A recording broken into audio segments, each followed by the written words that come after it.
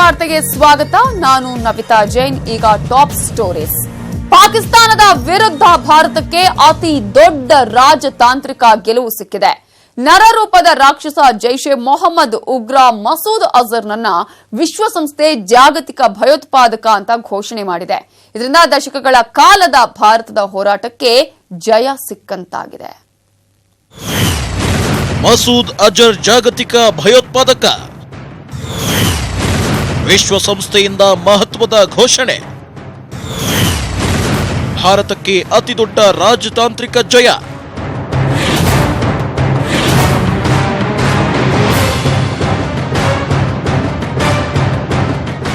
ನರರೂಪದ ರಾಕ್ಷಸ, ಭಾರತದ ಮೇಲಿನ ಬಾಂಬ್ ದಾಳಿಗಳ ರೂವಾರಿ, ನೂರಾರು ಜನರನ್ನ ಬಲಿ ಪಡೆದ ಅಸುರ, ಪಾಕಿಸ್ತಾನ ಕೃಪಾ ಕಟಾಕ್ಷದಿಂದ ಅಲ್ಲೇ ಅಡಗಿ ಕುಳಿತ ಜೈಷೆ ಮೊಹಮ್ಮದ್ ಉಗ್ರ ಸಂಘಟನೆ ಮುಖ್ಯಸ್ಥ ಮಸೂದ್ ಅಜರ್ನನ್ನ ಜಾಗತಿಕ ಭಯೋತ್ಪಾದಕ ಅಂತ ವಿಶ್ವಸಂಸ್ಥೆಯ ಭದ್ರತಾ ಮಂಡಳಿ ಘೋಷಿಸಿದೆ. ಈ ಮೂಲಕ ಭಾರತಕ್ಕೆ ಅತಿದೊಡ್ಡ ರಾಜತಾಂತ್ರಿಕ ಜಯ ಸಿಕ್ಕಿದೆ.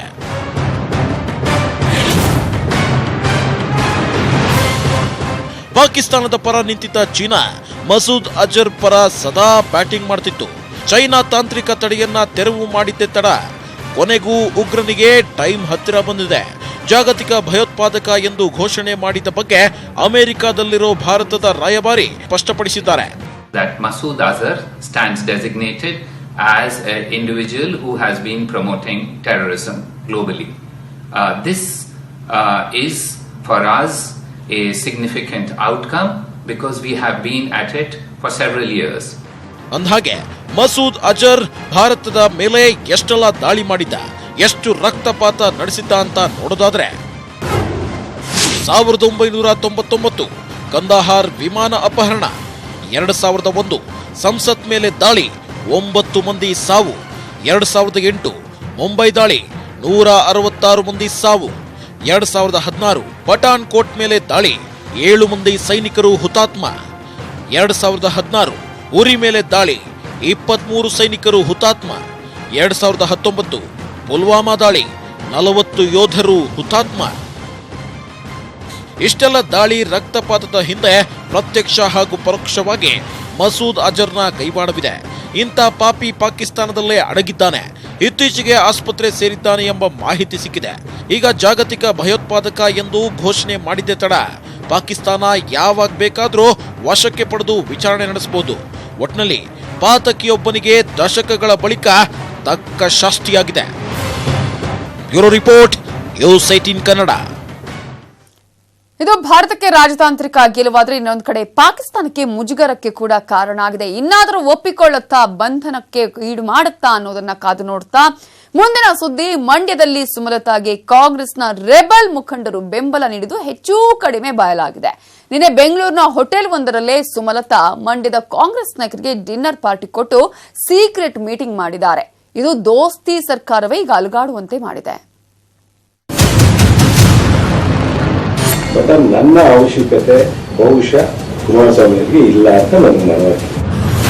ನಾನು ಯಾರನ್ನೂ ಭಿಕ್ಷೆ ಬಿಡಲ್ಲ, ನಾನು ಸ್ವಾಭಿಮಾನ ಧಕ್ಕೆ ಬರಲಿಕ್ಕೆ ಅವಕಾಶ ಕೊಡಲ್ಲ ಅಂತ ಹೇಳಿ ಇಡೀ ದೇಶದಲ್ಲೇ ಭಾರಿ ಸದ್ದು ಮಾಡಿದ್ದ ಮಂಡ್ಯ ಲೋಕಸಭಾ ಅಖಾಡದಲ್ಲಿ ಜೋರಾಗಿ ಸೌಂಡ್ ಮಾಡಿದ ಸ್ಟೇಟ್ಮೆಂಟ್ಗಳಿವು.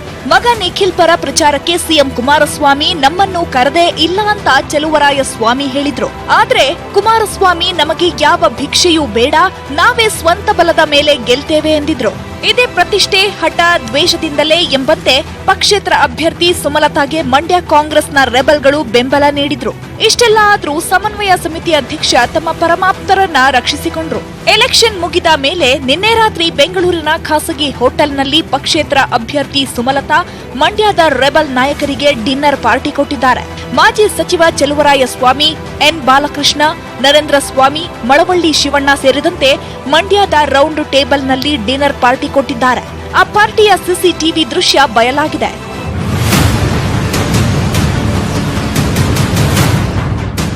ಸುಮಲತಾ ಜೊತೆ ಗುರುತಿಸಿಕೊಂಡ ಇವರ ಜೊತೆ ಅಂಬರೀಶ್ ಆಪ್ತ, ನಿರ್ಮಾಪಕ ರಾಕ್ಲೈನ್ ವೆಂಕಟೇಶ್, ನಟ ದೊಡ್ಡಣ್ಣ, ಮಂಡ್ಯದ ಕಾಂಗ್ರೆಸ್ ಮುಖಂಡ ಸಚ್ಚಿದಾನಂದ ಕೂಡ ಡಿನ್ನರ್ ಪಾರ್ಟಿಯಲ್ಲಿದ್ರು.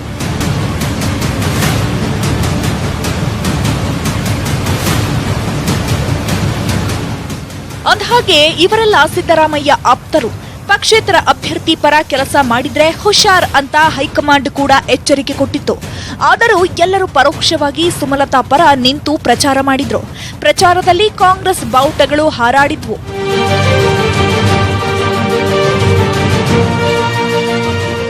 ಸುಮಲತಾಗೆ ಈ ಮಟ್ಟಿಗೆ ಬೆಂಬಲ ಸಿಕ್ಕಿರೋದನ್ನ ನೋಡಿದ್ರೆ ಮಂಡ್ಯದ ಫಲಿತಾಂಶ ಏನಾಗಲಿದೆ ಎಂಬ ಕುತೂಹಲ ಮತ್ತಷ್ಟು ಹೆಚ್ಚಾಗಲಿದೆ. ಸುಮಲತಾ ಡಿನ್ನರ್ ಪಾರ್ಟಿ ಬಗ್ಗೆ ಈಗಾಗಲೇ ಸಿಎಂಗೆ ಮಾಹಿತಿ ಸಿಕ್ಕಿದ್ದು ಕಾಂಗ್ರೆಸ್ ವಿರುದ್ಧ ಗುಡುಗಿದ್ದಾರೆ ಎನ್ನಲಾಗಿದೆ. ಇನ್ನು ಕೆಪಿಸಿಸಿ ಜೊತೆ ಹೈಕಮಾಂಡ್ಗೂ ಮಾಹಿತಿ ರವಾನೆಯಾಗಿದೆಯಂತೆ. ಒಟ್ನಲ್ಲಿ ಸುಮಲತಾಗೆ ರೆಬಲ್ ನಾಯಕರು ಬೆಂಬಲ ನೀಡಿದ್ದಂತೂ ಈ ದೃಶ್ಯದಿಂದ ಸಾಬೀತಾದಂತಾಗಿದೆ. ಮಂಡ್ಯದಲ್ಲಿ ಗೆಲ್ಲೋದು ಸುಮಲತಾನ ಅಥವಾ ನಿಖಿಲ್ ಅನ್ನೋದು ಮೇ 23ರಂದು ಗೊತ್ತಾಗಲಿದೆ. Bureau report, news 18 Kannada. ಇನ್ನು ಸಮನ್ವಯ ಸಮಿತಿ ಅಧ್ಯಕ್ಷ ಮಾಜಿ ಸಿಎಂ ಸಿದ್ದರಾಮಯ್ಯ ನೀಡಿದ ಒಂದು ಹೇಳಿಕೆಯೇ ದೋಸ್ತಿ ಸರ್ಕಾರದ ಬುಡ ಅಲ್ಲಾಡುವಂತೆ ಮಾಡಿದೆ. ಅಂದು ದೋಸ್ತಿ ಸರ್ಕಾರ ರಚನೆಯಾದಾಗ ಸಿದ್ದರಾಮಯ್ಯ ರೆಸಾರ್ಟ್ ಅಲ್ಲಿದ್ರು. ಆಗ ಇಲ್ಲಿದ್ದ ಸಿಎಂಗೆ ನೆಮ್ಮದಿ ಇರಲಿಲ್ಲ. ಈಗ ಸಿಎಂ ಕುಮಾರಸ್ವಾಮಿ ರೆಸಾರ್ಟ್ ಅಲ್ಲಿದ್ದಾರೆ. ಈಗ್ಲೂ ನೆಮ್ಮದಿ ಇಲ್ಲ, ಬರೀ ಟೆನ್ಷನ್ ಟೆನ್ಷನ್ ಟೆನ್ಷನ್. ನಾವು ಒಂದು 20 ಸ್ಥಾನ ಗೆದ್ರೆ ನಾನು ಹೇಳಿದ್ದೀನಿ, ಈ ಸರ್ಕಾರ 5 ವರ್ಷ ಇರ್ಬೇಕು, ಸಮ್ಮಿಶ್ರ ಸರ್ಕಾರ. ನಾವು ಸೋತರು ಇರ್ತದ. ಈಗ ನಮ್ಮ ಕ್ಷೇತ್ರದಲ್ಲೇ ಆಗಿದೆ. ಒಂದು ಉದ್ಬೂರು ಉದಾಹರಣೆಗೆ ಅಲ್ಲೆಲ್ಲರೂ ಕೂಡ ಜಿದ್ದಿ ಪಂಚಾಯತಿ ಚುನಾವಣೆ ಮಾಡ್ದಂಗೆ ಯಾರು ಕಾಂಗ್ರೆಸ್ಸಲ್ಲಿದ್ದರು ಅವರು ಕಾಂಗ್ರೆಸ್ ಪರವಾಗಿ ಮಾಡಿದ್ದಾರೆ. ಆ ದಳದಲ್ಲಿದ್ದವರು ಅವರೆಲ್ಲರೂ ಕೂಡ ಅವರು BJPಗೆ ಮಾಡಿದ್ದಾರೆ. ಉದ್ಬೂರು ಗ್ರಾಮದಲ್ಲಿ ಮೈತ್ರಿ ವಿಚಾರದಲ್ಲಿ ಬರೀ ಒಂದು ಕಡೆ ತಪ್ಪಾಗಿಲ್ಲ, ಅದು ಎರಡೂ ಕಡೆನೂ ತಪ್ಪಾಗಿದೆ. ಕೇಳಿದ್ರಲ್ಲ ಅಂದಿನ ಸಿದ್ದರಾಮಯ್ಯನವರ ಮಾತನ್ನ ಹಾಗೂ ಇಂದಿನ GT ದೇವೇಗೌಡರ ಮಾತನ್ನ. ಜೆಡಿಎಸ್ನ ಮೈಸೂರು ಭಾಗದ ಪವರ್ಫುಲ್ ಲೀಡರ್ GT ದೇವೇಗೌಡರ ಈ ಮಾತೆ ಇಂದು ಅಲ್ಲೋಲ ಕಲ್ಲೋಲ ಸೃಷ್ಟಿಸಿದೆ. ಮೈಸೂರಿನಲ್ಲಿ ಕಾಂಗ್ರೆಸ್ ಜೆಡಿಎಸ್ ದೋಸ್ತಿ ಎಷ್ಟರ ಮಟ್ಟಿಗೆ ಪಾಲನೆ ಆಗಿದೆ ಅನ್ನೋದಕ್ಕೆ GT ದೇವೇಗೌಡರ ಈ ಮಾತೆ ಸಾಕ್ಷಿ. ಸಿದ್ದರಾಮಯ್ಯನವರ ಅಂದಿನ ಹೇಳಿಕೆ ಹಾಗೂ GT ದೇವೇಗೌಡರ ಇಂದಿನ ಹೇಳಿಕೆ ಮೇಲೆ ದೋಸ್ತಿ ಸರ್ಕಾರದ ಭವಿಷ್ಯ ನಿಂತಿದ್ಯಾ ಅನ್ನೋ ಪ್ರಶ್ನೆ ಮೂಡಿದೆ. GT ದೇವೇಗೌಡರ ಈ ಡ್ಯಾಮೇಜಿಂಗ್ ಸ್ಟೇಟ್ಮೆಂಟ್ ಬಗ್ಗೆ ಅವರದ್ದೇ ಪಕ್ಷದ ಸಚಿವ ಸಾರಾ ಮಹೇಶ್ ಮಾತನಾಡಿದ್ದು, ಡ್ಯಾಮೇಜ್ ಕಂಟ್ರೋಲ್ ಮಾಡೋದಕ್ಕೆ ಯತ್ನಿಸಿದ್ದಾರೆ. ಇನ್ನು ಮಂಡ್ಯ, ಮೈಸೂರು ಕ್ಷೇತ್ರಗಳಲ್ಲಿ ಸಮಸ್ಯೆಯಾಗಿದೆ. ಮೈತ್ರಿ ಧರ್ಮ ಮಂಡ್ಯದಲ್ಲಿ ಪಾಲನೆ ಆಗಿಲ್ಲ ಅಂತಿದ್ದಾರೆ ಜೆಡಿಎಸ್ನ ಕೋನರೆಡ್ಡಿ. ನಾವು ಮಂಡ್ಯದ್ದು ಚುನಾವಣೆಯಲ್ಲಿ ಇದ್ವಿ. ಎಲ್ಲಿ ಜೆಡಿಎಸ್ ಅಭ್ಯರ್ಥಿ ಅಲ್ಲಿ ಜೆಡಿಎಸ್ ಮಾಡಬೇಕು, ಎಲ್ಲಿ ಕಾಂಗ್ರೆಸ್ ಅಭ್ಯರ್ಥಿ ಕಾಂಗ್ರೆಸ್ ಮಾಡಬೇಕು ಅಂತ ಹೇಳಿದ್ವಿ. ಅದರಂತೆ ನನಗೆ ಗೊತ್ತಿರೋ ಹಾಗೆ ನಮ್ಮ ಬಹುತೇಕ ಕಾರ್ಯಕರ್ತರು ಕಾಂಗ್ರೆಸ್ಗೆ ಮೈಸೂರು ಭಾಗದಲ್ಲಿ ಮಾಡಿದ್ದಾರೆ. ಆದ್ರೆ GT ದೇವೇಗೌಡರು ಯಾವ ಅರ್ಥದಲ್ಲಿ ಹೇಳಿದ್ದಾರೆ ನಾನು ನೋಡಿಲ್ಲ, ನಾನು ಗೊತ್ತಿಲ್ಲಿದ್ದೀನಿ. 90% ಮೈತ್ರಿ ಧರ್ಮವನ್ನ ಪಾಲನೆ ಮಾಡಿದ್ರು ಇಡೀ ರಾಜ್ಯದಲ್ಲಿ. ಒಂದ್ ಕಡೆ ಈಗ ಮಂಡ್ಯ, ಮೈಸೂರು ಕೆಲವೊಂದ್ ಕಡೆ ಸಮಸ್ಯೆ ಆಗಿದೆ. ಅದೇ ಮೈತ್ರಿ ಧರ್ಮವನ್ನ ಇವತ್ತು ಮಂಡ್ಯದಲ್ಲಿ ಪಾಲನೆ ಆಗಲಿಲ್ಲ. ಇದೇ ವಿಚಾರಕ್ಕೆ ಮಾತನಾಡಿರೋ ದೋಸ್ತಿ ಅಭ್ಯರ್ಥಿ ವಿಜಯ್ ಶಂಕರ್, ಸಣ್ಣ ಪುಟ್ಟ ಮನಸ್ತಾಪ ಇರುತ್ತೆ ಅಷ್ಟೇ, ಆದರೆ ಫಲಿತಾಂಶದ ಮೇಲೆ ಪರಿಣಾಮ ಬೀರಲ್ಲ ಅಂತಿದ್ದಾರೆ. ನನ್ನ ಪರವಾಗಿ ಪಕ್ಷದ ಜನತಾದಳದ ವರಿಷ್ಠ ಅಂತ HD ದೇವೇಗೌಡರು ಸ್ವತಃ ಮೈಸೂರಿಗೆ ಬಂದು ಮತಯಾಚನೆಯನ್ನು ಮಾಡಿದ್ದಾರೆ. ಹೀಗಾಗಿ ನನಗೆ ಸಂಪೂರ್ಣ ನಂಬಿಕೆ ಇದೆ. ಸಣ್ಣ ಪುಟ್ಟ ಭಿನ್ನಾಭಿಪ್ರಾಯ ವ್ಯತ್ಯಾಸಗಳು ಸ್ಥಳೀಯ ಹಂತದಲ್ಲಿ ಎಲ್ಲೋ ಒಂದು 5-10 ಭಾಗ ಇರ್ಬೋದು. ಹಾಗಂತೇಳಿ ಅದು ಚುನಾವಣಾ ಫಲಿತಾಂಶದ ಮೇಲೆ ಆಗಲಿ ಯಾವುದೇ ಕಾರಣ ಕೂಡ ವ್ಯತಿರಿಕ್ತ ಪರಿಣಾಮವನ್ನು ಬೀರಲಿಕ್ಕೆ ಸಾಧ್ಯ ಇಲ್ಲ ಅನ್ನೋಂಥ ಸ್ಪಷ್ಟವಾಗಿ ನಿಮ್ಗೆ ಹೇಳಲಿಕ್ಕೆ ನಾನು ಬಯಸ್ತಾ ಇದ್ದೇನೆ. GT ದೇವೇಗೌಡರ ಮಾತನ್ನೇ ಎನ್ಕ್ಯಾಶ್ ಮಾಡಿಕೊಂಡ ಬಿಜೆಪಿ ಅಭ್ಯರ್ಥಿ ಪ್ರತಾಪ್ ಸಿಂಹ, ಮೈಸೂರಿನಲ್ಲಿ ಕಾಂಗ್ರೆಸ್ ಹಾಗೂ ಜೆಡಿಎಸ್ನವರು ನನ್ನನ್ನೇ ಬೆಂಬಲಿಸಿದ್ದಾರೆ ಎಂದಿದ್ದಾರೆ. GT ದೇವೇಗೌಡರು ಏನು ಹೇಳಿದ್ದಾರೆ ಅದು ಕಾಂಗ್ರೆಸ್ನಲ್ಲೂ ಕೂಡ ಬಹಳ ಜನ ನಮ್ಮ ಪಕ್ಷಕ್ಕೆ ವೋಟ್ ಹಾಕಿದ್ದಾರೆ. ಅಲ್ಲೇನು ಬರೀ JDS ಮಾತ್ರ ಅಂತಲ್ಲ, ಕಾಂಗ್ರೆಸ್ನಲ್ಲೂ ವೋಟ್ ಹಾಕಿದ್ದಾರೆ. ಸಿಎಂ HDK ಮೇಲೆ ಸಿದ್ದರಾಮಯ್ಯ ಗರಂ, ವಿಜಯ್ ಶಂಕರ್ ಬೆಂಬಲಿಸಿದ್ದಕ್ಕೆ ಕ್ಲಾಸ್. ಮೈಸೂರಿನಲ್ಲಿ ದೋಸ್ತಿ ಅಭ್ಯರ್ಥಿಗೆ ಜೆಡಿಎಸ್ನವರು ಮತ ಹಾಕಿಲ್ಲ ಎಂಬ GT ದೇವೇಗೌಡರ ಹೇಳಿಕೆ ಕಿವಿಗೆ ಬಿದ್ದಿದ್ದೇ ತಡ. ಸಮನ್ವಯ ಸಮಿತಿ ಅಧ್ಯಕ್ಷ ಸಿದ್ದರಾಮಯ್ಯ ಸಿಎಂ ಕುಮಾರಸ್ವಾಮಿಯ ಮೇಲೆ ಗರಂ ಆಗಿದ್ದಾರಂತೆ.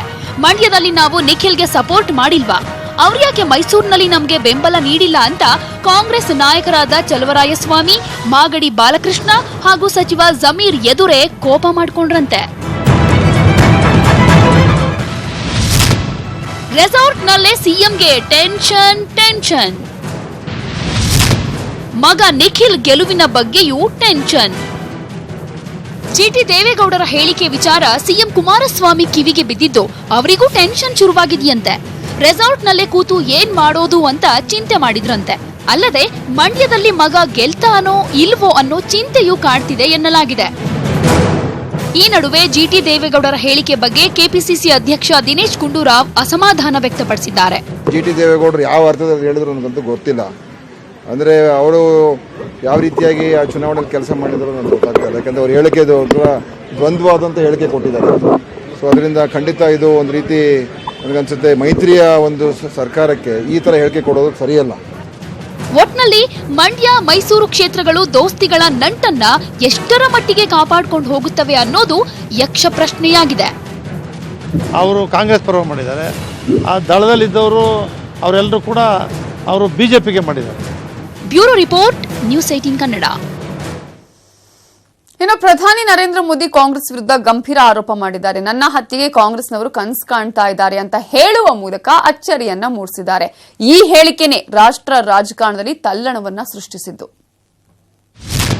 ಕಾಂಗ್ರೆಸ್ ನನ್ನ ಹತ್ಯೆಯ ಕನಸು ಕಾಣ್ತಿದೆ. ಕಾಂಗ್ರೆಸ್ ವಿರುದ್ಧ ಮೋದಿ ಗಂಭೀರ ಆರೋಪ. 5ನೇ ಹಂತದ ಚುನಾವಣೆಗೆ ಭರ್ಜರಿ ತಯಾರಿ ನಡೀತಾ ಇದೆ. ಇವತ್ತು ಪ್ರಧಾನಿ ನರೇಂದ್ರ ಮೋದಿ ಮಧ್ಯಪ್ರದೇಶದಲ್ಲಿ ಭರ್ಜರಿ ರ್ಯಾಲಿಯನ್ನ ನಡೆಸಿದ್ರು. ಇಟಾರ್ಸಿಯಲ್ಲಿ ಮಾತನಾಡಿದ ಮೋದಿ, ಕಾಂಗ್ರೆಸ್ ನನ್ನನ್ನ ದ್ವೇಷಿಸ್ತಾ ಇದೆ, ನನ್ನ ಹತ್ಯೆಯ ಕನಸು ಕಾಣ್ತಿದೆ ಅಂತ ಹೊಸ ಬಾಂಬ್ ಸಿಡಿಸಿದ್ರು. ಕಾಂಗ್ರೆಸ್ वालों को आपके मोदी से इतनी नफरत हो गई है कि वो मोदी को मारने तक के सपने देखने लगे हैं. लेकिन वो भूल रहे हैं कि मोदी की तरफ से मध्य प्रदेश की जनता, पूरे हिंदुस्तान की जनता बैटिंग कर रही है. अब कांग्रेस वालों को बताना चाहिए कि वो किस टीम से खेल रहे हैं, भारत की टीम से या पाकिस्तान के सरपरस्तों की टीम से. ಇತ್ತ ಉತ್ತರ ಪ್ರದೇಶದ ಅಯೋಧ್ಯೆಯಲ್ಲಿ ಪ್ರಧಾನಿ ನರೇಂದ್ರ ಮೋದಿ ಭರ್ಜರಿ ಮತಬೇಟೆಯನ್ನ ನಡೆಸ್ತಾ ಇದ್ರು. ಬೃಹತ್ ರ್ಯಾಲಿ ನಡೆಸಿದ ಪ್ರಧಾನಿ ಮಹಾಗಠಬಂಧನ್ ವಿರುದ್ಧ ವಾಗ್ದಾಳಿ ನಡೆಸಿದ್ರು. ಒಟ್ನಲ್ಲಿ ಲೋಕಸಭಾ ಚುನಾವಣೆಗೆ ಜಿದ್ದಾಜಿದ್ದಿ ನಡೀತಾ ಇತ್ತು. ಇವತ್ತು ಪ್ರಧಾನಿ ಮೋದಿ ಸಿಡಿಸಿದ ಬಾಂಬ್ನಿಂದ ದೇಶದ ರಾಜಕಾರಣ ಅಲ್ಲೋಲ ಕಲ್ಲೋಲವಾಗಿದೆ. Bureau report, news 18 Kannada. ಈ ವಿಚಾರ ಯಾವ ರೀತಿಯಾಗಿ ಇಂಪ್ಯಾಕ್ಟ್ ಆಗುತ್ತೆ ಅನ್ನೋದನ್ನ ಕಾದು ನೋಡಬೇಕಾಗತ್ತೆ. ಇನ್ನು ನೇತಾ ಆಪ್ ಮೂಲಕ ಒಂದು ಪ್ರಶ್ನೆ ಕೇಳಿದ್ವಿ. ಅದೇನಂದ್ರೆ, ಚುನಾವಣಾ ಪ್ರಚಾರದ ಸಭೆಯಲ್ಲಿ ಪ್ರಧಾನಿ ಮೋದಿ ಜೈ ಶ್ರೀರಾಮ್ ಅಂತ ಹೇಳೋದು ನೀತಿ ಸಂಹಿತೆಯ ಉಲ್ಲಂಘನೆಯ ಅಂತ. ಅದಕ್ಕೆ ಹೌದು ಅಂತ ಹೇಳಿದರೆ 31.18% ಜನ, ಇಲ್ಲ ಅಂತ ಹೇಳಿದರೆ 47.61% ಜನ, ಆದ್ರೆ ಇಲ್ಲ ಗೊತ್ತಿಲ್ಲ ನಮ್ಗೆ ಅಂತ ಹೇಳಿದ್ದಾರೆ 21.21% ಜನ.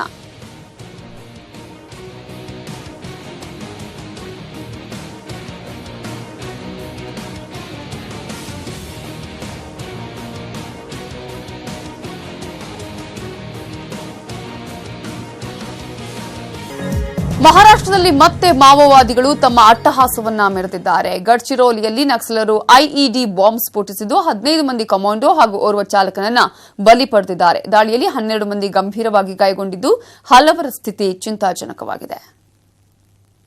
ಮಹಾರಾಷ್ಟ್ರ ದಿನವೇ ನಕ್ಸಲರ ಅಟ್ಟಹಾಸ. ಕೆಂಪು ಉಗ್ರರ ಅಟ್ಟಹಾಸಕ್ಕೆ 16 ಮಂದಿ ಬಲಿ.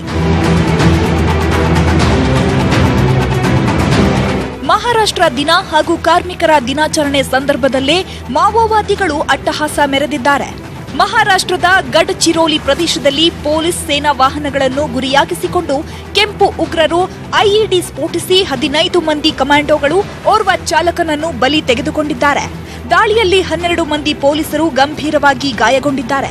ಘಟನೆಯಲ್ಲಿ 2 ಜೆಸಿಬಿ, 11 ಟಿಪ್ಪರ್, ಡೀಸೆಲ್ ಮತ್ತು petrol tankers, road rollers, generator ವ್ಯಾನ್ಗಳು ಸುಟ್ಟು ಕರಕಲಾಗಿವೆ.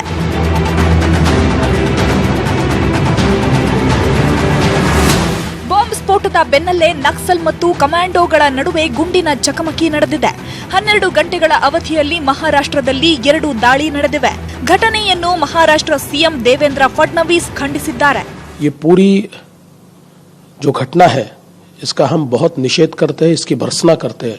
पिछले कुछ सालों में हमारे पुलिस ने इन ताकतों के खिलाफ बहुत कड़ी कार्रवाई की है और मैं ऐसा मानता हूं कि आज की घटना से भले ही हमें दुख हुआ हो, ನಕ್ಸಲರ ದಾಳಿಯನ್ನು ಪ್ರಧಾನಿ ಮೋದಿ ಹಾಗೂ ಕೇಂದ್ರ ಗೃಹ ಸಚಿವರು ಖಂಡಿಸಿದ್ದಾರೆ. ದಾಳಿಕೋರರನ್ನು ಸುಮ್ಮನೆ ಬಿಡೋದಿಲ್ಲ ಎಂದು ಮೋದಿ ಟ್ವೀಟ್ ಮಾಡಿದ್ದಾರೆ. ಈ ನಡುವೆ ಎನ್ಸಿಪಿ ನಾಯಕ ಶರದ್ ಪವಾರ್ ಟ್ವೀಟ್ ಮಾಡಿ ಸಿಎಂ ದೇವೇಂದ್ರ ಫಡ್ನವೀಸ್ ರಾಜೀನಾಮೆ ಆಗ್ರಹಿಸಿದ್ದಾರೆ. Bureau report, news 18 Kannada. ಇನ್ನು ಹಾಸನದಲ್ಲಿ ಹಿಂದಿನ ಡಿಸಿ ರೋಹಿಣಿ ಸಿಂಧೂರಿ ಜೊತೆ ಸಚಿವ ರೇವಣ್ಣ ಎಷ್ಟೆಲ್ಲ ಗಲಾಟೆ ಮಾಡಿಕೊಂಡಿದ್ರು ಅನ್ನೋದು ನಿಮ್ಗೆಲ್ಲ ಗೊತ್ತು. ಈಗ ಎಸ್ಎಸ್ಎಲ್ಸಿ ರಿಸಲ್ಟ್ ವಿಚಾರದಲ್ಲೂ ರೇವಣ್ಣ ಸಿಂಧೂರಿ ಅವರ ಕಾಲೆಳೆದಿದ್ದಾರೆ. ಈ ಮೂಲಕ ಕ್ರೆಡಿಟ್ ವಾರ್ ಆಲ್ರೆಡಿ ಶುರುವಾಗಿದೆ. ಎಸ್ಎಸ್ಎಲ್ಸಿ ರಿಸಲ್ಟ್ನಲ್ಲೂ ಕ್ರೆಡಿಟ್ ವಾರ್. ರೋಹಿಣಿ ಸಿಂಧೂರಿ ಕಾಲೆಳೆದ ರೇವಣ್ಣ. ಎಸ್ಎಸ್ಎಲ್ಸಿ ರಿಸಲ್ಟ್ನಲ್ಲಿ ಹಾಸನ ಜಿಲ್ಲೆ ಈ ಬಾರಿ ರಾಜ್ಯಕ್ಕೆ ಫಸ್ಟ್ ಬಂದಿದೆ. ಕಳೆದ ಬಾರಿ 7ನೇ ಸ್ಥಾನದಲ್ಲಿದ್ದ ಹಾಸನ ಜಿಲ್ಲೆ ಈ ಬಾರಿ ಫಸ್ಟ್ ಬರೋಕೆ ಕಾರಣ ಹಿಂದಿನ ಡಿಸಿ ರೋಹಿಣಿ ಸಿಂಧೂರಿ. ಜಿಲ್ಲೆಯ ಇಬ್ಬರು ವಿದ್ಯಾರ್ಥಿಗಳು 625ಕ್ಕೆ 624 ಅಂಕ ಪಡೆದಿದ್ದಾರೆ. ಜಿಲ್ಲೆಯ ಒಟ್ಟು ಫಲಿತಾಂಶ 89.33%. ಈ ಹಿಂದೆ ಪ್ರೌಢಶಾಲಾ ಶಿಕ್ಷಕರ ಸಭೆ ಕರೆದಿದ್ದ ಸಿಂಧೂರಿ ಎಸ್ಎಸ್ಎಲ್ಸಿ ಉತ್ತಮ ಫಲಿತಾಂಶಕ್ಕೆ ಏನೆಲ್ಲ ಕ್ರಮ ಕೈಗೊಳ್ಳಬೇಕೆಂದು ಸೂಚಿಸಿದ್ರು. ನಿರಂತರ ಪರಿಶ್ರಮದ ಕಾರಣದಿಂದ ಇಂದು ಹಾಸನ ಜಿಲ್ಲೆ ಟಾಪ್ ಲಿಸ್ಟ್ಗೆ ಬಂದಿದೆ. ಆದರೆ ಸಚಿವ ರೇವಣ್ಣ ಮಾತ್ರ ಫಲಿತಾಂಶದ ಕ್ರೆಡಿಟ್ ನನ್ನದು, ನನ್ನ ಹೆಂಡತಿಯದ್ದು ಎಂದಿದ್ದಾರೆ. ಹಾಸನ ಫಸ್ಟ್ ಬರಲು ನನ್ನ ಪತ್ನಿ ಕಾರಣ, ನಾನು ನನ್ನ ಹೆಂಡತಿಗೆ ಸೇರಬೇಕು ಕ್ರೆಡಿಟ್. ಎಸ್ಎಸ್ಎಲ್ಸಿ ಫಲಿತಾಂಶದಲ್ಲಿ ಹಾಸನ ಜಿಲ್ಲೆ ಟಾಪ್ ಬರೋಕೆ ಸಚಿವ ರೇವಣ್ಣ ಹಾಗೂ ಅವರ ಪತ್ನಿ ಭವಾನಿ ರೇವಣ್ಣ ಕಾರಣವಂತೆ. ಇಂಥ ಹೇಳಿಕೆ ಮೂಲಕ ರೇವಣ್ಣ ರೋಹಿಣಿ ಸಿಂಧೂರಿಗೆ ಟಾಂಗ್ ಕೊಟ್ಟಿದ್ದಾರೆ. ಆದರೆ ರೇವಣ್ಣ ಹೇಳಿಕೆಯನ್ನ ಬಿಜೆಪಿ ಖಂಡಿಸಿದೆ. ನಮ್ಮ ಪತ್ನಿ ಅಂತ ಹೇಳಲ್ಲ, ಅವಳು ಶಿಕ್ಷಣ ಇಲಾಖೆ ಮತ್ತು ಆರೋಗ್ಯ ಇಲಾಖೆ ಸ್ಥಾಯಿ ಸಮಿತಿ ಅಧ್ಯಕ್ಷರಾದ ಮೇಲೆ ಪ್ರತಿ 2 ತಿಂಗಳಿಗೆ ಒಂದ್ಸರಿ ಮೀಟಿಂಗ್ನ ಶಿಕ್ಷಣ ಇಲಾಖೆ ಮೀಟಿಂಗ್ ತಗೊಂಡು ಕ್ಲಾಸ್ ಮಾಡಬೇಕು ಅಂತ ಹೇಳಿ ನಮ್ಮ ಬಿಇಒಗಳಿಗೆ ಕಟ್ಟುನಿಟ್ಟಿನ ಇದು ಕೊಟ್ಟ ಮೇಲೆ ಹಾಸನ 31ನೇ ಸ್ಥಾನ ಇದ್ದು 7ನೇಗೆ ಬಂತು, ಮತ್ತೆ ಈಗ 1ನೇ ಸ್ಥಾನಕ್ಕೆ ಬಂದಿದೆ. ಈ ನಡುವೆ ದಕ್ಷಿಣ ಕನ್ನಡ ಜಿಲ್ಲೆ ಬಗ್ಗೆಯೂ ರೇವಣ್ಣ ವ್ಯಂಗ್ಯ ಮಾಡಿದ್ದಾರೆ. ದಕ್ಷಿಣ ಕನ್ನಡ ಜಿಲ್ಲೆಯವರು ಜಾತ್ಯತೀತ ಪಕ್ಷಕ್ಕೆ ವೋಟ್ ಹಾಕಿದ್ರೆ ಆ ಜಿಲ್ಲೆಯೇ ಫಸ್ಟ್ ಬರ್ತಿತ್ತು ಅಂತ ಲೇವಡಿ ಮಾಡಿದ್ದಾರೆ. ಯಾರ ಸೌತ್ ಕೆನರಾದಲ್ಲಿ ಹೇಳೋರ ಅಲ್ಲಿ ಬಿಜೆಪಿ ವೋಟ್ ಹಾಕಿದ 5ನೇ ಸ್ಥಾನಕ್ಕೆ ಹೋಯ್ತಾ ಐತದು. ಜಾತ್ಯತೀತಗಳಿಗೆ ವೋಟ್ ಹಾಕಿದ್ರೆ ಅದು ಮೊದಲನೇ ಸ್ಥಾನಕ್ಕೆ ಬರೋದು. ಅದು ಶಿಕ್ಷಣ ಅಲ್ಲಿ ಇದಾಗ್ತಾ ಇದೆ ಅನ್ನೋದಕ್ಕೆ ಒತ್ತು ಕೊಡ್ತಾ ಇಲ್ಲ ಅನ್ನೋದಕ್ಕೆ ಇದೇ ಒಂದು ಉದಾಹರಣೆ.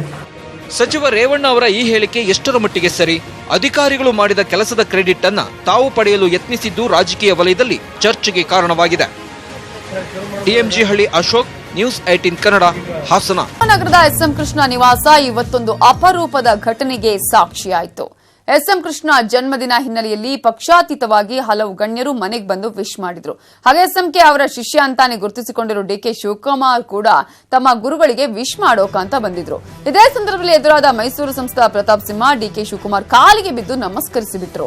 ಸದಾ ಒಬ್ಬರ ಮೇಲೊಬ್ಬರು ಕೆಸರೆರಚಿಕೊಳ್ಳುವ ಪಕ್ಷಗಳ ನಾಯಕರಿಬ್ರು ಹೀಗೆ ನಡ್ಕೊಂಡಿದ್ದು ನೋಡುವವರ ಕಣ್ಣರಿಗೆ ಅಚ್ಚರಿಯನ್ನುಂಟು ಮಾಡಿತ್ತು. ಈ ನಡುವೆ ಡಿಕೆಶಿ ಎಸ್ಎಂ ಕೃಷ್ಣ ಜೊತೆ 1 ಗಂಟೆಗೂ ಹೆಚ್ಚು ಕಾಲ ಮಾತುಕತೆ ನಡೆಸಿದ್ದಾರೆ.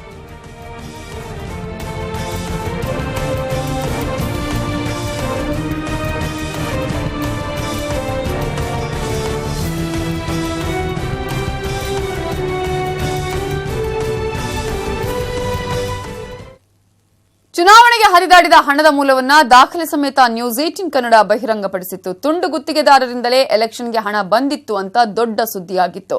50 ಕೋಟಿಯ ಕಾಮಗಾರಿಗಳ ತುಂಡು ಗುತ್ತಿಗೆ ನೀಡಿರುವ ಅಧಿಕಾರಿ ವೆಂಕಟೇಶ್ ಬೆಂಗಳೂರೊಂದರಲ್ಲಿ ಭರ್ಜರಿ ಕಮಿಷನ್ ಹೊಡೆದಿದ್ದಾರೆ ಎನ್ನಲಾಗುತ್ತಿದೆ.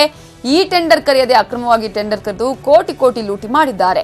ಸರ್ಕಾರಕ್ಕೆ ಕಮಿಷನ್ ಬಂದಿದೆ, ರಾಜ್ಯ ಸರ್ಕಾರಕ್ಕೆ 5,000 ಕೋಟಿ ನಷ್ಟವಾಗಿದೆ ಅಂತ ಎಸ್ಸಿ ಎಸ್ಟಿ ಗುತ್ತಿಗೆದಾರರ ಸಂಘದ ಅಧ್ಯಕ್ಷ ಮಹದೇವಸ್ವಾಮಿ ಆರೋಪಿಸಿದ್ದು ಎಸಿಬಿ ಮತ್ತು ರಾಜ್ಯಪಾಲರಿಗೆ ದೂರು ನೀಡುವುದಾಗಿ ಹೇಳಿದ್ದಾರೆ. ಈ ನಡುವೆ ನ್ಯೂಸ್ 18 ವರದಿ ಪ್ರಸ್ತಾಪಿಸಿ ಬಿಜೆಪಿ ಟ್ವೀಟ್ ಮಾಡಿದೆ. ಆದರೆ ರೇವಣ್ಣ ಮಾತ್ರ ಈ ಟೆಂಡರ್ ಕರೆದಿರುವುದು ನಮಗೆ ಗೊತ್ತಿಲ್ಲ, ಹಗರಣ ನಡೆದಿದ್ರೆ ಕ್ರಮ ಕೈಗೊಳ್ತೇವೆ ಅಂತ ಹೇಳಿದ್ದಾರೆ.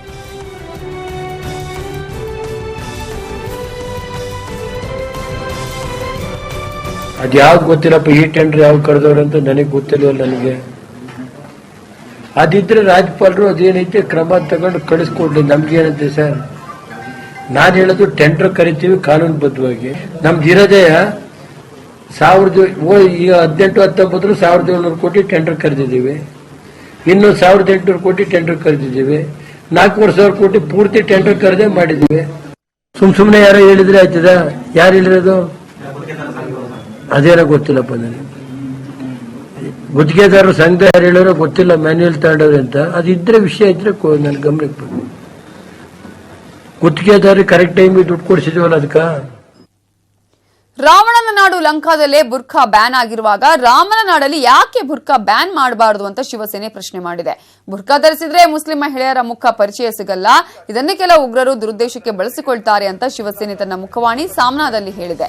ಲೋಕಸಭಾ ಚುನಾವಣೆ ಕಾವು ತಾರಕಕ್ಕೇರಿರುವಾಗಲೇ ಶಿವಸೇನೆ ಈ ವಿವಾದಾತ್ಮಕ ಹೇಳಿಕೆ ಪ್ರಧಾನಿ ಮೋದಿಗೆ ನುಂಗಲಾರದ ತುತ್ತಾಗಿದೆ. ಉತ್ತರ ಪ್ರದೇಶದ ವಾರಣಾಸಿಯಲ್ಲಿ ಪ್ರಧಾನಿ ನರೇಂದ್ರ ಮೋದಿ ವಿರುದ್ಧ ಸಮಾಜವಾದಿ ಪಕ್ಷದಿಂದ ಸ್ಪರ್ಧೆಗಿಳಿದಿದ್ದ ಮಾಜಿ ಯೋಧ ತೇಜ್ ಬಹದ್ದೂರ್ ಯಾದವ್ಗೆ ಚುನಾವಣಾ ಆಯೋಗ ಶಾಕ್ ಕೊಟ್ಟಿದೆ. ನಾಮಪತ್ರವನ್ನು ತಿರಸ್ಕೃತಗೊಳಿಸಲಾಗಿದೆ. ಸಮಾಜವಾದಿ ಪಕ್ಷದಿಂದ ನಾಮಪತ್ರ ಸಲ್ಲಿಸುವ ಮೊದಲೇ ತೇಜ್ ಬಹದ್ದೂರ್ ಯಾದವ್ ಪಕ್ಷೇತರ ಅಭ್ಯರ್ಥಿಯಾಗಿ ನಾಮಪತ್ರ ಸಲ್ಲಿಸಿದ್ರು. ಆ ನಾಮಪತ್ರದಲ್ಲಿ ಸೇನೆಯಿಂದ ವಜಾಗೊಂಡ ಸಂಗತಿಯನ್ನ ಉಲ್ಲೇಖಿಸಿದ್ರು. ಆದರೆ ವಾರಣಾಸಿಯಲ್ಲಿ ಸಲ್ಲಿಸಿದ ನಾಮಪತ್ರದಲ್ಲಿ ಈ ವಿಚಾರವನ್ನ ಉಲ್ಲೇಖ ಮಾಡಿರದ ಕಾರಣಕ್ಕೆ ನಾಮಪತ್ರವನ್ನು ತಿರಸ್ಕೃತಗೊಳಿಸಿದೆ. ಇದಕ್ಕೆಲ್ಲ ಬಿಜೆಪಿ ಕಾರಣ ಅಂತ ತೇಜ್ ಬಹದ್ದೂರ್ ಯಾದವ್ ಬಿಜೆಪಿ ವಿರುದ್ಧ ಕಿಡಿಕಾರಿದ್ದಾರೆ.